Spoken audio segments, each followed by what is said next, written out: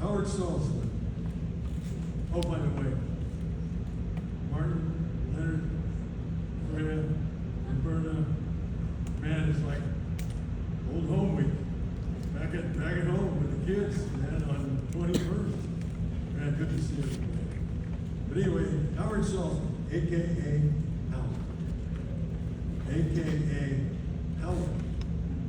H-O-W-I-T. That's how Archie and Esther pronounced it. Howard.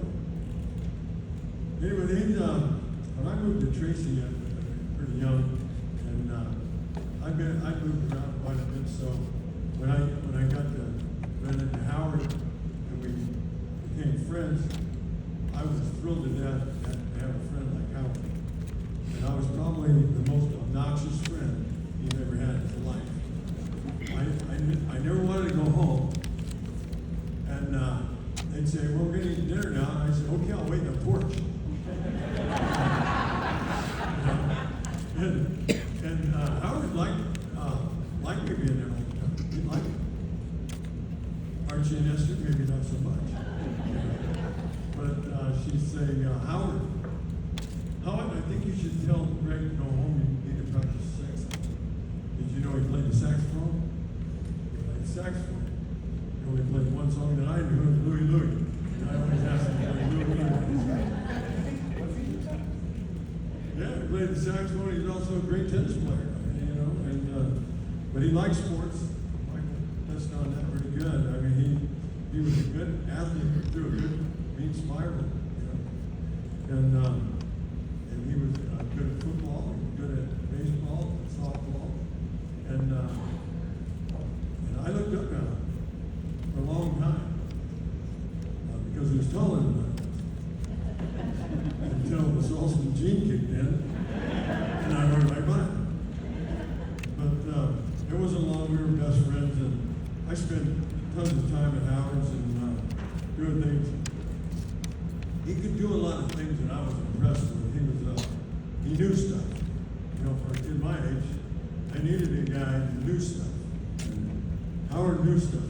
I don't know if he's making it up or not, but I don't believe it. But yeah, so one of the things that we were definitely puzzled about as we got a little bit older, been buddies for a couple of years, was girls. Kind of threw a curveball to us. We didn't know what was going on with the girls. So we were trying to figure that out, and I figured Howard would lead me down the right path. And some girls someday, you know? So we figured it out, and we decided that one of the best ways to meet girls when we were young is you needed to go cruising. So I thought, heck, that sounds like a good idea. Howard barely had a driver's license. I didn't have either. And I said, yeah, let's go cruising. Well, cruising back in 1962 or 3 or whatever it was a different thing. We had a cruise that went from A&W on 11th Street all the way down East Street, all the way to the bowling alley, all the way back. It's a great cruise. Everybody's out there, their hot rods and everything. Howard said, Mom, give me the car. He goes, Howard, gas is 28 cents. Where are you going? He says, I'm just going for a ride. I'll be right back. Don't be long.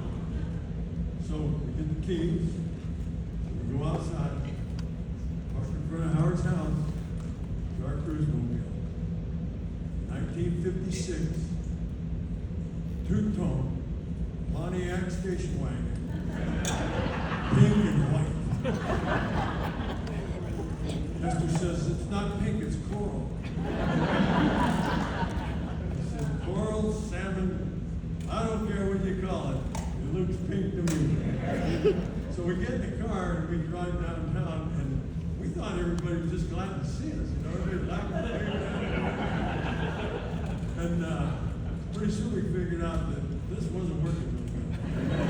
Girls were looking for a couple of guys that pink money. Howard came up with a good idea. We need a little stick.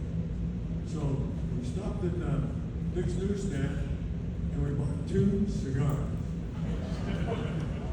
This was not going to help the situation. We bought 2 Mark IV cigars that were about that long, green, looked like they'd been wrapped in a lily pad. Well, Howard and I didn't want to smoke, so we just stuck them in our mouths and rode around town. And then they really liked us, because they were really laughing now. It was one of those deals. So we made it all the way through school. You know, we worked our way. We walked to school together when we first started high school and stuff, and then pretty soon we went off to college and getting things done. So anyway, one day, let's see where I'm at here.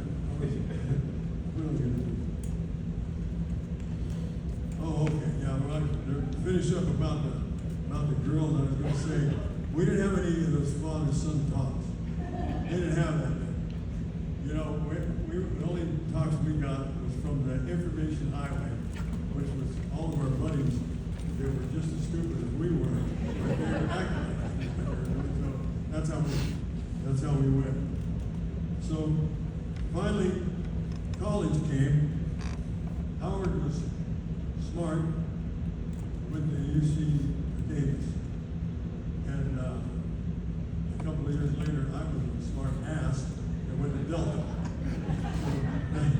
Anyway, we remained friends. I'd go see him over in Davis, and we had a really good time over there, and we did a lot of stuff. And in the summertime, we had jobs, and Howard went to work at the ice plant with a bunch of guys that are here today, and I went to work on a railroad, which was right next door. Every time I'd come back from town, I'd go to the ice plant, and it was ran by a guy named George Alabama, a wonderful person, human being, and a very good softball coach. We played against the young. So when I'd come into town, I'd always go over there and see what the heck all the guys were doing. And I mean, you talk about a bunch of guys I never see it. They made 300-pound blocks of ice. They put Kool-Aid in them and everything else, make them purple and all that. Crazy. So Howard had a boss, the main boss of the plant would come every now and then. His name was Frank Hill.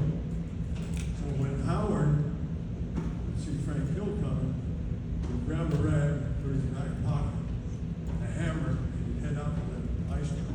Big old diesel ice truck open the hood, and he'd be standing there looking inside.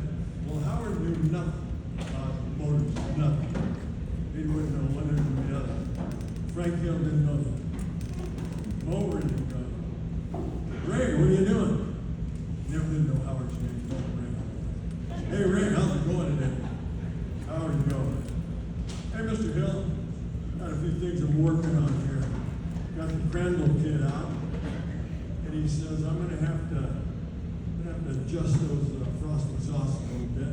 And I've got that new chrome radiator cap I got to put on this thing, and I'm definitely going to have to take care of the cab nibs.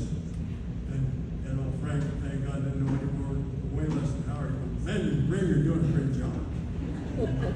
That was Howard's sense of humor. So after that, you know, we did a lot of stuff. We played softball together, and they're going to talk about that a little bit more later. What a wonderful softball player Howard was. But Howard met Susan, and that was it. He fell in love with Susan. So he comes to me and he says, "Hey, best man." I said, "Okay, I'll be the best man." He says, "Yeah, you're in." When are we getting married? When do you get married? Oh, getting married in Stockton. You don't pick him. I said, "Oh, well, that's where everything started getting pretty interesting for me." I said, "Okay, well now the stage is set for Howard being Jewish, Susan being Catholic, best man being a Presbyterian, and I don't know who the minister was. He probably was a Baptist or something. It seemed like they're covering all the bases. So anyway, we're getting dressed. And Howard puts on a hat. I said, hey, what's the hat? He goes, it's a hat. What do you want, a hat? And I go, yeah, I want a hat. And he goes, you can have a hat. Do I put on a hat? And I said, you haven't got one with a propeller, do you? You know what I mean? Anyway, he said, wear the hat. So I wore the hat. So anyway, we had a ceremony, a beautiful, beautiful ceremony. Howard was so in love with Susan, it was unbelievable.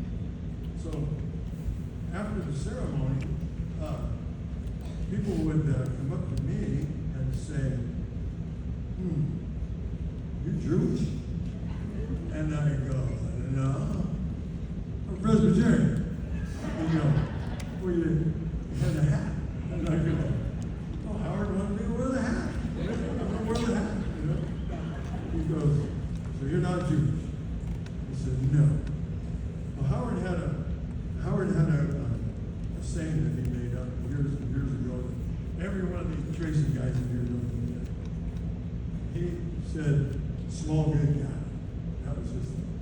No matter what anybody said about Howard, about anything, Howard would always say, yeah, it's small good guy. You know, it's always that. Howard, that guy's a real jerk. Heck yeah, I know it. Small good guy.